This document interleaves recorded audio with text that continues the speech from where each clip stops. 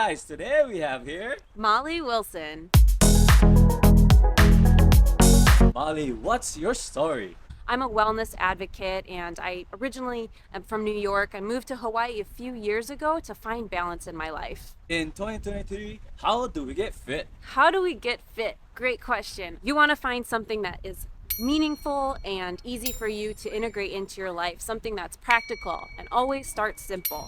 So if you want to get fit, find a routine that works for you, whether it's something that you can fit into your morning, into your lunchtime, or even in the evening, and something that is going to keep you motivated. In your experience, what has worked for you? Things that really work for me are I like to do a quick, easy hit workout. So that's finding about 10 or 15 minutes in my morning and just putting on a little timer and going through a series of body weight exercises. I also find being in nature and going on walks is really great. I love just kind of surrounding myself in those environments. So doing activities like that in nature doesn't really feel like working out or exercise. It's more fun and just kind of overall great for your well-being.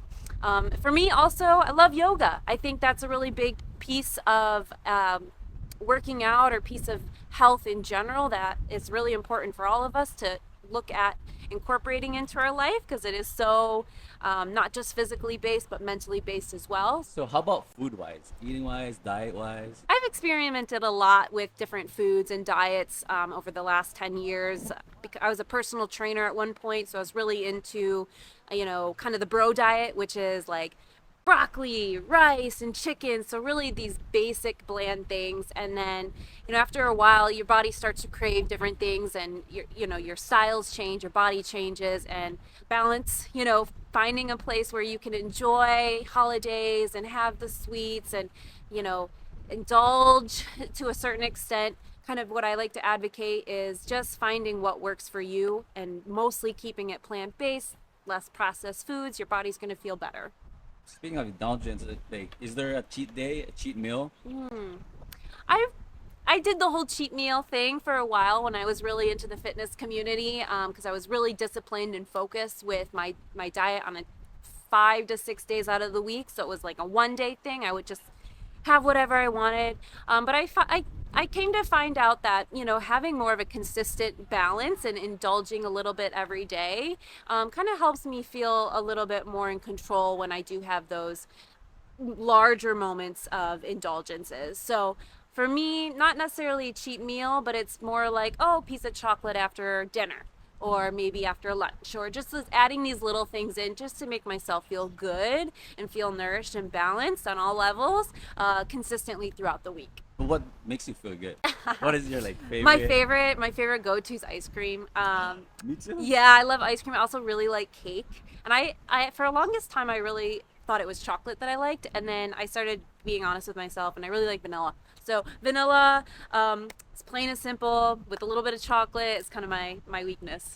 Oh, I agree. Because vanilla, you can add anything to it. Yes, peanut Yeah. butter, chocolate, Strawberry. caramel, strawberry. Yeah. Okay, for those people who love ice cream as well, what is the way for them to kind of ease off of that and kind of Yeah. So what I found to be really helpful, because I loved ice cream, but I was noticing that maybe the dairy was upsetting my stomach so much. So I started doing plant-based. You can find some other brands that do coconut milk ice cream, and I know some local shops also do non-dairy ice cream, which for me has been such a relief where I can indulge, have a little here and there, and still not get some of the upset stomach. How about meats? I think this is a really big kind of controversial topic in some of the wellness spaces. But for me personally, I think it's, meat works for me to have in my diet occasionally. I don't eat it every day, but I do feel like it does help me get the nutrients I need. There's certain vitamins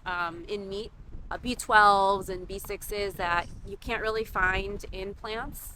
So for me, it's what I found to work is just having some high quality meat, so local sources, no growth hormones added, no antibiotics, and organic grass-fed beef or chicken. It really is something that I try to get into my diet a couple times a week.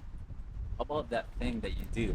Yeah, so I'm really into lymphatic drainage and facial massage right now, and I kind of came across this as just wanting to learn a little bit more about how I can help my body heal and detox a little bit more from just years of just stress and inflammation. And so I found that doing facial massages and doing a lymph drainage really helped not only with my health, but boost my confidence as well. It gives me a little sense of control and power and excitement that I get to be a part of my wellness and self-care routine.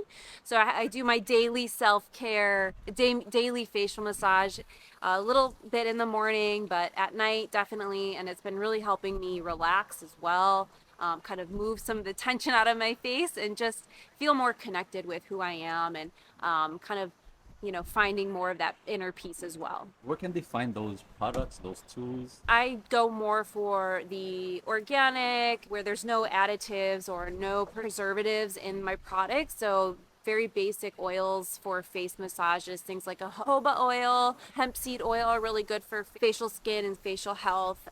You want to stay away from products like that are thicker, that have that are water-based as well. Actually, water-based products will dehydrate the skin, so you really want to focus on finding more natural and very minimal ingredients for doing things like that. So search online. I always go to Amazon as a go-to, but there's definitely a lot of quality companies out there that can provide those types of products as well.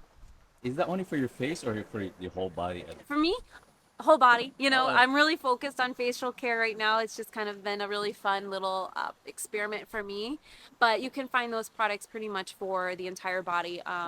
Definitely for me, out of the shower, I don't do lotion anymore. I've stopped doing lotion years ago because of all of the additives and the way it actually dehydrates your skin if it's water-based. So for me, focus more on oils. And that has really helped maintain the pH of my skin and also hydration as well. All right, Molly, where can they find you, by the way? Oh, you can find me on Instagram. That is my most used platform at Molly Llama. You hop on there, you subscribe to my newsletter. I'm starting a blog, putting out my wellness tips for you and doing some products reviews, and you can find more information there. Last question. If a person came up to you and asked you, what is the number one advice I can change in my life right now? What would that be? I would have to say spend more time outside.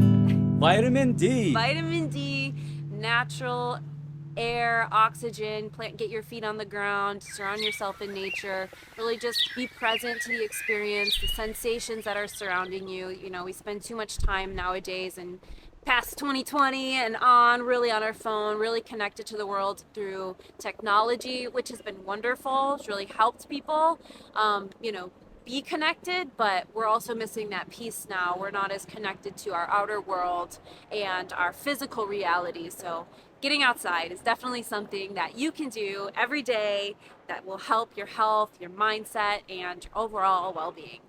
There you go, guys. Get outside. Let's go, Molly! Whoop, whoop! Outside, there we go!